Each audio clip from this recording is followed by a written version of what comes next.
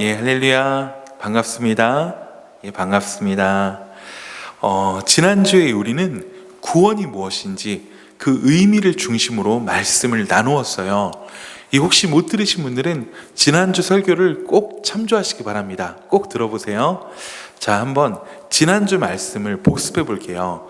이 구원은 그 말 자체가 자신의 힘으로 자신을 구할 수 없는 상황을 전제로 하고 있습니다. 이 전제가 시작입니다. 구원은 무언가 우리가 처한 위험으로부터 건져내는 것인데요. 누가복음 1장의 말씀을 통하여 살펴본 기독교의 구원은 원수의 손에서, 죄에서 건져내는 것, 이것입니다. 우린 이 사실에 주목했습니다. 그리고 구원을 위해서는 속량, 즉 반드시 값이 지불되어야 한다는 사실도 살펴보았습니다. 우리는 예수 그리스도의 피의 속량으로, 그 십자가의 예수 그리스도를 믿음으로 구원받은 것입니다. 절대 이 사실을 잊으시면 안 됩니다. 자, 그러면서 예수를 믿는 자는 구원받음으로 새로운 인생이 시작된 것이라는 사실을 말씀드렸으며, 그리스도인은 구원받은 자로서 치열한 전쟁이 시작됨을 말씀드렸습니다. 다 기억나시리라 믿습니다. 지난주의 말씀의 핵심을 꼭 기억하시면서 오늘 말씀에 한번 들어가 보도록 하겠습니다. 오늘 말씀의 제목은 인간의 존재에 대하여 라는 제목입니다. 평소처럼 쉽고 재밌게 하는 설교는 아닐 수도 있어요. 그러나 깊이 공부하면서 단단한 식물을 먹어보아야 저와 여러분이 더 성장할 수 있다고 생각합니다. 자, 이제 한번 들어가 보겠습니다. 자, 우리가 구원을 이야기할 때 그 대상은 누구입니까? 예, 인간입니다. 어떤 문제가 생겨서 구원을 받아야 할 대상이 바로 인간이란 것입니다. 그러하기에 우리는 인간이 어떤 존재인가를 먼저 올바르게 아는 것이 중요합니다. 왜냐하면 성경의 모든 이야기는 전부가 인간에 대한 이야기이기 때문입니다.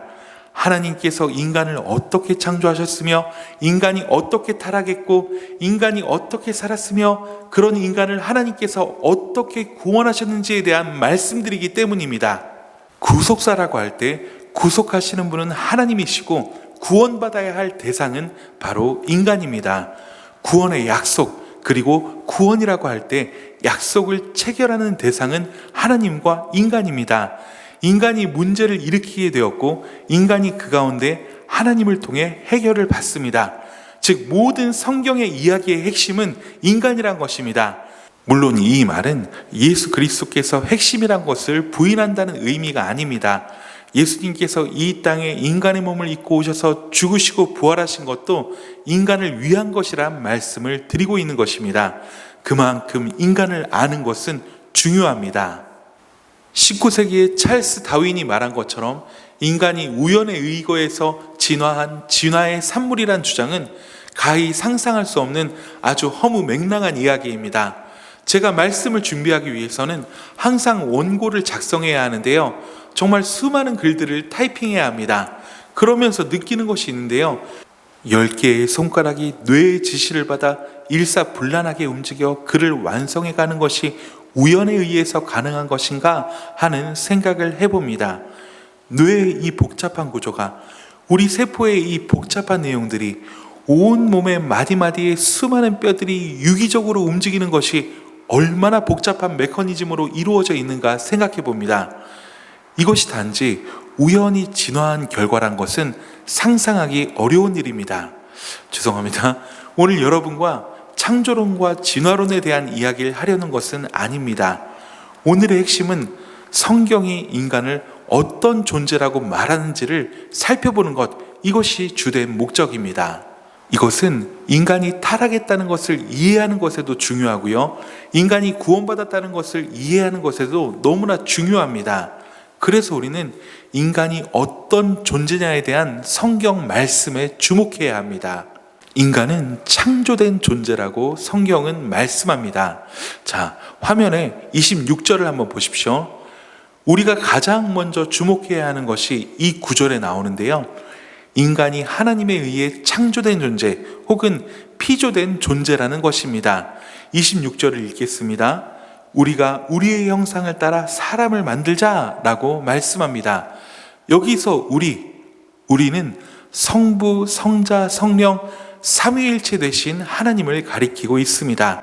땅이 혼돈하고 공허하던 창조 이전에 삼위 하나님은 존재하셨으며 그 하나님에 의해 인간은 설계되고 창조되었다는 것이 기독교의 인간론의 출발입니다. 자, 인간은 신은 아닙니다. 인간은 먹어야 하고 자야 하고 쉬어야 하는 존재입니다. 피조된 존재라는 것은 우리를 만드신 하나님이 계시고 그분의 통치를 받아야 한다는 인간의 한계를 설정하고 있는 것입니다. 그러나 인간은 모든 창조의 클라이맥스이며 절정입니다. 가장 걸작입니다. 왜 인간을 창조의 절정이라고 부를까요? 그 근거가 지금부터 드러나기 시작합니다.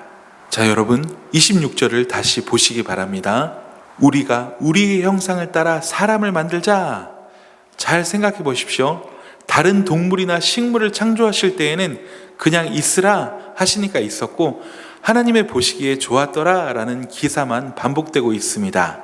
그런데 사람을 창조하시기 전에는 다른 기사가 첨부되어 있는 것인데요, 삼위 하나님께서 모여서 사람을 만들기 전에 의논하셨단 말입니다. 이 말씀은 하나님께서 인간의 창조에 얼마나 심사숙고하셨는가를 말해줍니다. 하나님은 인간을 통해 하나님의 영광이 드러나길 원하셨습니다. 하나님은 인간이 단순하게 자기 자신을 위해서 잘 먹고 잘 사는 존재로 창조하신 것이 아닙니다.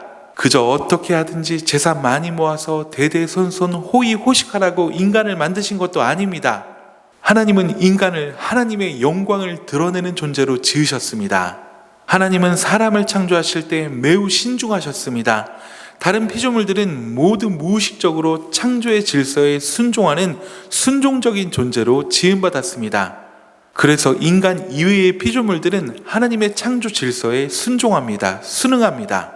그러나 인간은 차원이 다른 존재입니다. 우리의 형상을 따라 우리의 모양대로, 즉 하나님의 형상으로 사람을 만드신 것입니다. 여기서는 그 무게중심이 모양이란 말보다는 형상이란 말 쪽에 있습니다. 왜냐하면 모양이란 말보다는 형상이란 말이 좀 더 구체적이고 함축적인 말이기 때문입니다. 하나님의 형상대로 지음받았다는 것은 이성을 사용할 수 있고 자유의지를 통하여 순종과 불순종을 선택할 수 있는 신적인 의지가 있다는 것입니다. 이는 보통 권한이 아닙니다. 그래서 인간에게 인격이 있다는 말을 하는 것입니다. 우리는 여기서 더 구체적으로 하나님의 형상으로 지음받았다는 것에 대해 살펴볼 필요가 있습니다. 인간은 피조된 존재입니다. 그러나 하나님의 형상대로 지음받은 유일한 존재입니다. 기독교 신앙의 출발은 하나님이 존재하시고 그 하나님이 인간을 지으셨다는 것에서 출발할 수 있는 것입니다. 그리고 하나님께서 인간을 설계하시고 창조하실 때 분명한 의도를 담아 창조하셨습니다. 우린 이 사실을 잘 이해할 필요가 있습니다. 바로 그런 인간의 특별한 위치가 인간이 하나님의 형상이란 이 위대한 표현 속에 함축되어 있습니다. 형상이란 이 말은 원래 깎다, 조각하다 라는 말로부터 비롯되었습니다. 그런데 우리를 당혹스럽게 하는 것은 아무도 하나님의 형상을 본 적이 없을 뿐만 아니라 더 나아가서 하나님은 형상화시킬 수 없다는 것에 있습니다. 요한복음 4장 24절에는 하나님은 영이시니 예배하는 자가 신령과 진정으로 예배할지니라 라고 말씀하고 있습니다. 하나님은 외적인 어떤 모양이 아니라 영이시란 것입니다. 우리는 모세가 떨기나무 아래서 하나님을 만날 때 하나님을 보지 못했다는 것을 알고 있습니다. 구약에는 보이지 않는 영이신 하나님이 이스라엘 백성들과 만나시기 위해서 성막을 베풀고 죄를 사해 주셨습니다. 그러나 하나님은 성막이 아닙니다. 온 우주에 충만하시며 어제도 계시고 오늘도 계시며 장차 오실 분이십니다. 그러므로 하나님의 형상대로 지음받았다는 말은 외형적인 모습을 조각하거나 본떴다는 말은 아닌 것입니다. 만약 이것을 외형적인 의미로 오해하게 되면 하나님은 졸지에 사람과 똑같이 생긴 분이 되시고 마는 것입니다. 자, 그렇다면 형상을 따라 라는 말을 어떻게 이해해야 좋을까요? 하나님의 형상이란 말은 외형적인 유사성보다는 하나님의 성품과 사고를 반영했다라는 뜻으로 보아야 합니다. 이 말은 인간의 원형이 하나님이란 것입니다. 그래서 인간이 타락했어도 아름다운 성품을 가지고 있는 것입니다. 누가 가르쳐주지 않아도 사랑할 줄 알고 베풀 줄 압니다. 따뜻한 마음이 있습니다. 그러나 원형은 아닙니다. 하나님의 원형을 반영한 것입니다. 베드로후서 1장 4절에는 하나님의 백성들에게 보배롭고 지극히 큰 약속을 주사 이 약속으로 말미암아 너희로 정욕을 인하여 세상에서 썩어질 것을 피하여 신의 성품에 참여하는 자가 되게 하려 하셨다라는 말씀이 나옵니다. 그 신의 성품이란 것이 믿음과 덕, 지식, 절제, 인내, 경건, 형제의 사랑과 같은 것들인데요. 비록 인간이 타락함으로 원형의 모습을 많이 잃어버렸다고는 하지만 그럼에도 불구하고 인간만이 가지는 아름다운 것들이 있습니다. 인간이 하나님의 형상을 반영했다는 것은 창세기 2장 16절과 17절에 나오는 선악과에 관한 부분에서 잘 드러납니다. 하나님은 단 하나의 경계만 인간에게 말씀하십니다. 인간이 워낙 뛰어난 존재이기에 선악과를 통해서 조물주와 피조물의 경계를 정해놓으신 것입니다. 하나님이 인간에게 말씀하십니다. 선악을 알게 하는 나무의 실과는 먹지 말라. 먹는 날에는 정령 죽으리라. 여러분, 이것이 얼마나 대단한 말씀인가를 생각할 필요가 있습니다. 하나님은 사람과 의사소통을 하고 계십니다. 하나님은 사람에게 인격적으로 말씀하고 계십니다. 먹지 말라고 말입니다. 하나님의 형상을 반영한 존재이기 때문에 하나님이 말씀하시면 알아듣고 행동할 줄 안다는 것입니다. 더구나 하나님은 인간과 약속을 하셨다는 것입니다. 말을 알아듣는 사람과 약속하는 것입니다. 여러분, 아이들을 키우다 보면 분명히 아이가 약속을 지키지 못할 것을 알지만 약속하는 경우가 종종 있습니다. 그래도 약속을 한다는 것은 아이가 말을 알아들었다는 증거입니다. 최소한 아이와 약속을 하고 그 약속에 따라 아이를 다룰 때 인격적인 관계가 되는 것입니다. 아이가 야단을 맞아도 스스로 약속을 어겼기 때문에 다르게 할 말이 없습니다. 인간이 하나님과 약속을 지키지 못할 것을 하나님은 이미 아시고 계셨지만 인간에겐 말씀하십니다. 선악과를 먹지 말거라. 이거 먹으면 반드시 죽는다. 여러분, 이게 바로 형상이란 말의 의미입니다. 인간은 인격적인 존재이며 의사소통이 가능한 존재입니다. 하나님은 우리를 걸작품으로 만드셨습니다. 하나님은 인간이 약속을 지키지 못할 것을 아셨지만 그럼에도 불구하고 계속해서 약속을 하십니다. 그리고 그 약속에 따라 인간들을 다루어 가십니다. 여러분, 이것은 성경 전체에 퍼져 있는 중요한 사상입니다. 하나님은 노아와 무지개 언약을 하십니다. 아브라함과 약속을 체결하십니다. 그리고 이스라엘 백성들에게 약속을 주십니다. 예수 그리스도의 사랑이란 새 언약으로 대치되기까지 하나님은 끊임없이 인간들과 약속을 체결했습니다. 이것이 무엇을 가르쳐 주는 것입니까? 인간은 인격적인 존재란 것입니다. 약속을 체결하고 자발적으로 그 약속을 지켜주기를 하나님은 기대하십니다. 그게 인간이 하나님의 형상을 반영했단 말입니다. 여러분, 만약에 인공지능이 하루 종일 여러분들을 찬양하는 노래를 반복한다고 해서 그것이 기쁨이 될 수 있을까요? 그렇지 않습니다. 그것은 전혀 기쁨이 되는 일이 아닙니다. 또 로봇가 주인이 프로그램한 대로 움직이지 않으면 어떻게 합니까? 그것은 고장난 로봇이기 때문에 고치든가 폐기 처분해야 합니다. 그러나 하나님은 인간에게 말씀하십니다. 그리고 약속을 지켜줄 것을 기대하십니다. 하나님과 교제하고 풍성한 삶을 살아가기를 원하셨다는 것입니다. 여러분, 이것이 얼마나 큰 특권인지 아시겠습니까? 하나님은 사람을 프로그램하신 것이 아니라 스스로 판단해서 자발적으로 순종하고 자발적으로 찬양하고 자발적으로 영광 돌리기를 원하셨습니다. 물론 하나님은 인간이 그 약속을 지키지 못할 것을 그의 경륜 속에서 아시고 계셨습니다. 에베소서 1장 4절 5절에는 이렇게 말씀하십니다. 곧 창세전에 그리스도 안에서 우리를 택하사 우리로 사랑 안에서 그 앞에 거룩하고 흠이 없게 하시려고 그 기쁘신 뜻대로 우리를 예정하사 예수 그리스도로 말미암아 자기의 아들들이 되게 하셨으니, 이 말씀이 무엇을 뜻하고 있습니까? 하나님께서 창세 전부터 계획하시고 계셨다는 것입니다. 그러나 하나님은 사람을 대화하는 존재로 지으시고 다만 말씀하셨습니다. 그 말씀은 과거나 지금이나 동일하게 순종을 기대하시고 바라지는 말씀입니다. 그런데 인간이 잘못 판단한 것이죠. 여기에 인간의 인간됨의 핵심 진리가 있습니다. 인간은 아메바로부터 진화해서 원숭이가 되었다가 인간으로 진화한 것이 아닙니다. 스스로 진화해 가다가 수많은 언어를 만들어내고 진화해 가다가 변종이 생겨서 흑, 백, 황인종이 생긴 것이 아닙니다. 세상에 이런 동화 같은 이야기가 어디 있습니까? 성경은 그렇게 말씀하고 있지 않습니다. 처음부터 인간은 특별한 존재였습니다.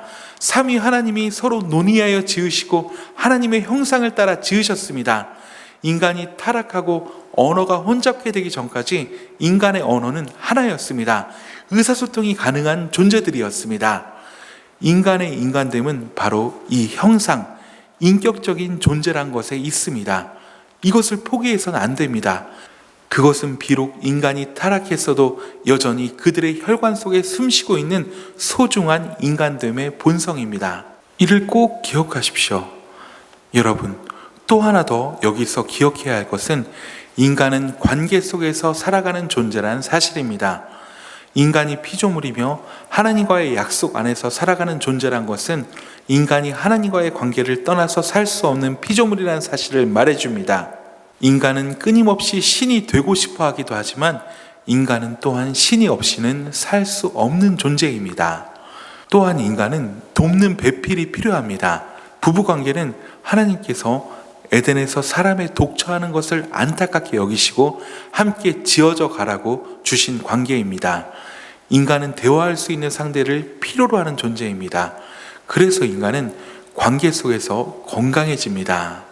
여러분, 이렇게 교회는 하나님이 보내주신 사람들로 인해 세워집니다. 즉, 교회도 관계입니다. 그만큼 하나님은 인간이 관계 속에서 건강하도록 지으셨습니다.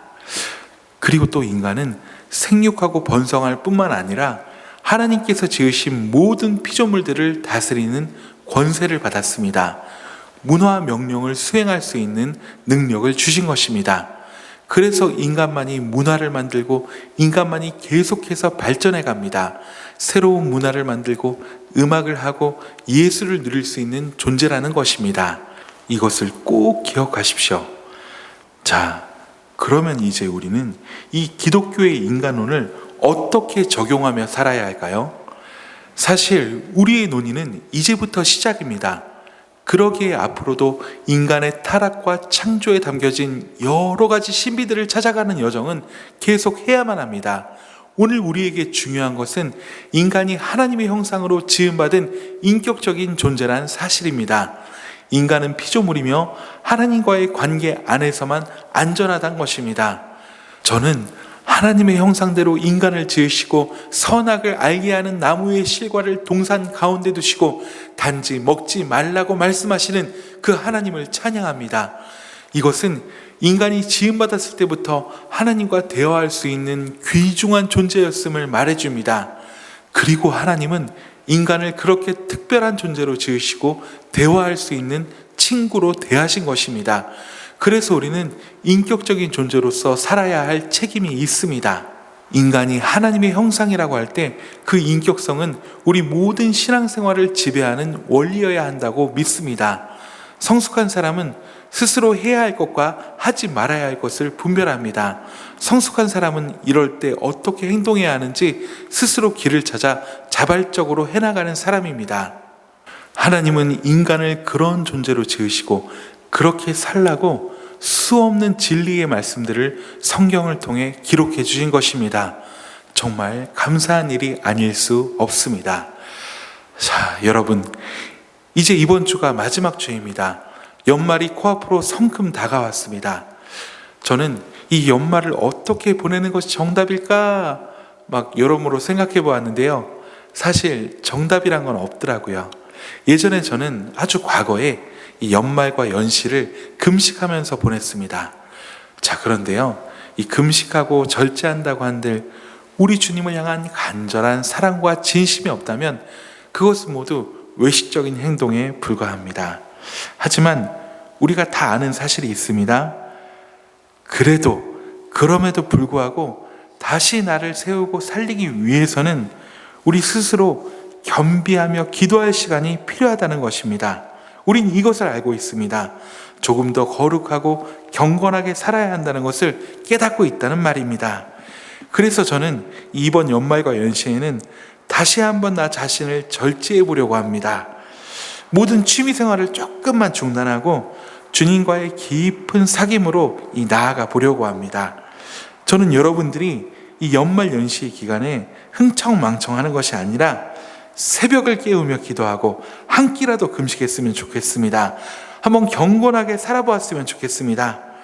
또 여러분 자신에게, 또 나 자신에게 이 가장 유혹이 되고 참기 어려운 부분을 한번 절제해 보았으면 좋겠습니다. 저 어떤 분에겐 그게 술일 수도 있고 담배일 수도 있습니다. 또 어떤 분에게는 그것이 미디어일 수도 있고 아름답고 멋진 이성일 수도 있습니다. 그렇지만 한번 결단해 보십시오.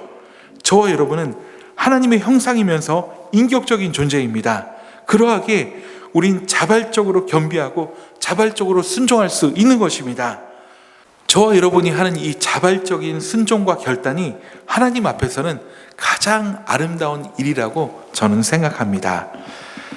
이번 주간이 연말이고 연시란 것을 모르는 성도님들은 없으실 거예요. 이러한 중요한 기간을 우리 주님을 묵상하며 지내는 것, 이것은 인격적인 그리스도인의 자연스러운 일인 것입니다.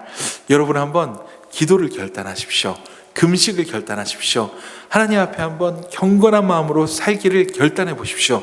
하나님께서 여러분을 축복해 주실 것입니다. 사랑하는 여러분, 이번 한 주도 저와 여러분이 하나님의 형상으로 지음받은 우리의 존재를 기억하고 감사하면서 순종함으로 승리하는 그러한 은혜가 있으시길 간절히 소원합니다. 기도하겠습니다.